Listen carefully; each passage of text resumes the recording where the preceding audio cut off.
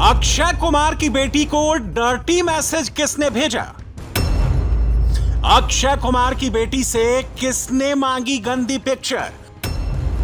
Online game में chat के दौरान गलत डिमांड क्यों? आप सुनेंगे तो सन्न रह जाएंगे। एक मैसेज आया, आर यू मेल और फीमेल? तो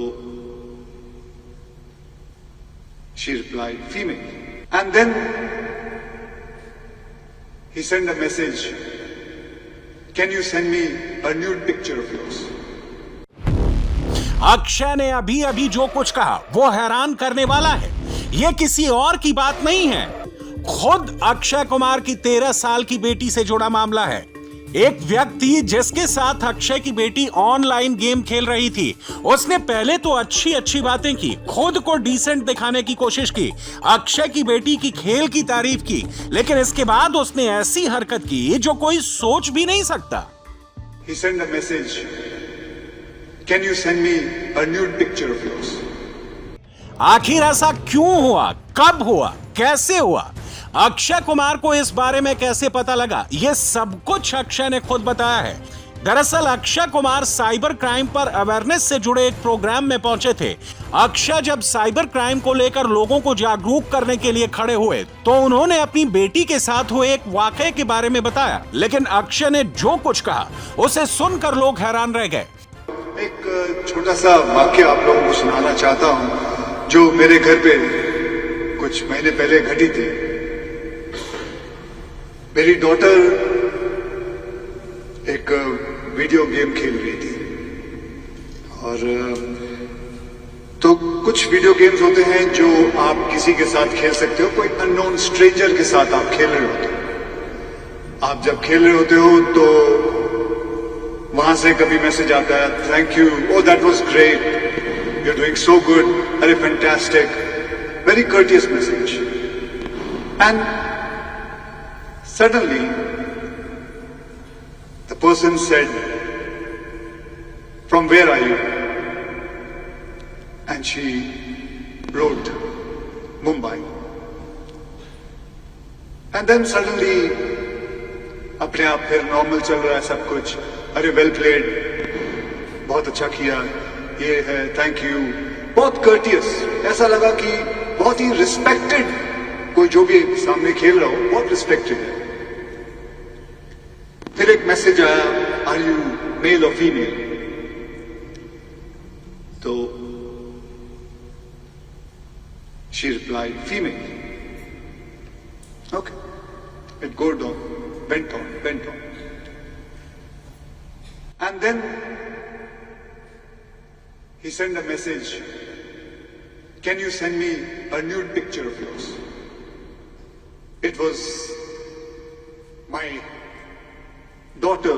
She switched off the whole thing and she went and told my wife.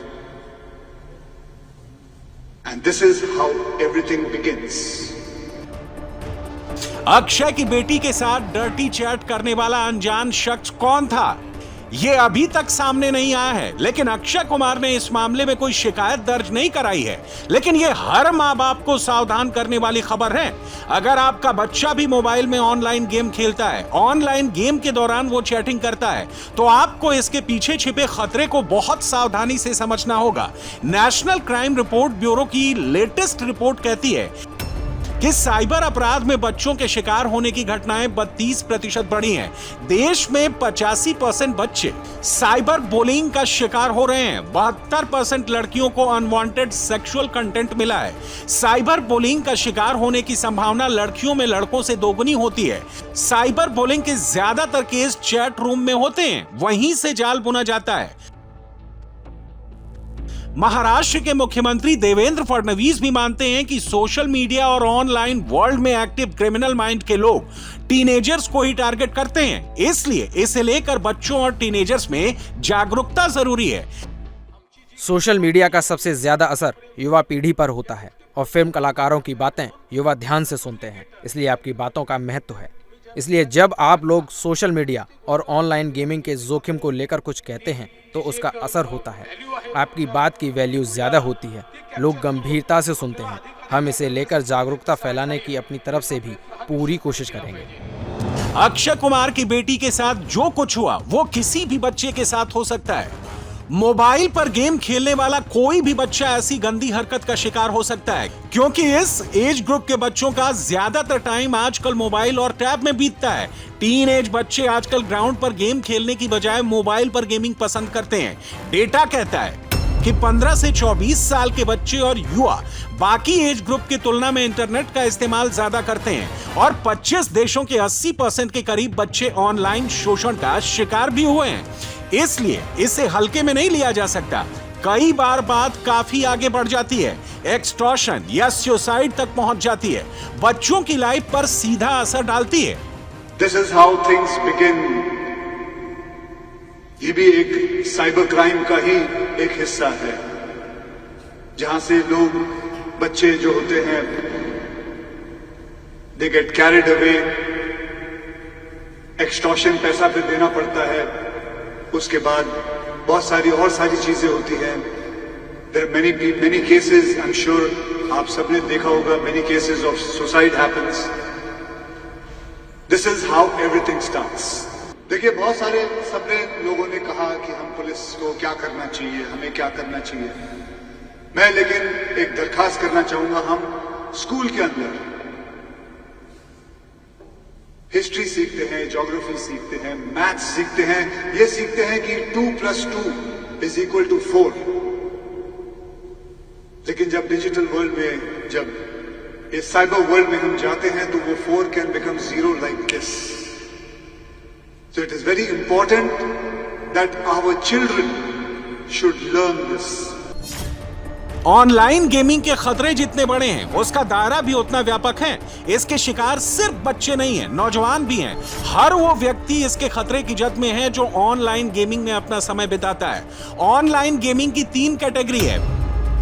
पहला है ई स्पोर्ट्स, जिसमें कोई व्यक्ति लूडो या शतरंज को ऑनलाइन खेलता है। इसमें हो सकता है कि जीतने पर कोई प्राइज मिले। दूसरा है ऑनलाइन सोशल गेम, इसमें पैसा जीतने की उम्मीद नहीं होती। तीसरा है ऑनलाइन मनी गेम, जहां प्लेयर्स असली पैसे लगाकर गेम खेलते हैं और जीतने पर उन्हें प्राइज मिलता है। इसे एक तरह का सट्टा भी कहा जा सकता है। ऐसे गेम्स के चक्कर में फंसकर कई लोग अपनी जिंदगी भर की कमाई लुटा चुके हैं। कई लोग पूरी तरह से बर्बाद हो गए हैं। कई लोगों ने सुसाइड कर लिया है। सबसे बड़ी बात यह है कि इसके चक्कर में आजकल बच्चे भी फंस रहे हैं। अब गेमिंग में जो व्यक्ति आपके बच्चे के साथ सो कॉल्ड गेम खेल रहा है, वो हो सकता है बच्चा ही ना हो, जिसको हम आइडेंटिटी थेफ्ट बोलते हैं। वो सिर्फ बच्चों का डेटा चुराना, उनको मैनिपुलेट करना, उनके इंप्रेशनेबल माइंड्स को, जो उनकी मेंटालिटी है वो अभी पूरी तरह से डेवलप नहीं हुई है, इस तरह उन पे इंप्रेशनेबल माइंड्स पे कब्जा करना और उनसे कुकृत्य करवाना, जिसमें child pornography, cyber online harassment, sextortion, cyber bullying etcetera है। इन सब चीजों के बच्चे शिकार हो रहे हैं, इसमें कोई शक नहीं है। और अभी हमने देखा एक केस जो हमने सॉल्व किया, उसमें एक बच्ची ने, जो कि मेडिकल की पढ़ाई पूरी कर चुकी थी, उसने सुसाइड तक कर लिया। लेकिन हमने उस क्रिमिनल को पकड़ा तो हमें पता चला कि 51 लड़कियों के साथ वो साइमल्टेनियसली एक साथ ऑनलाइन साइबर बुलिंग कर रहा है।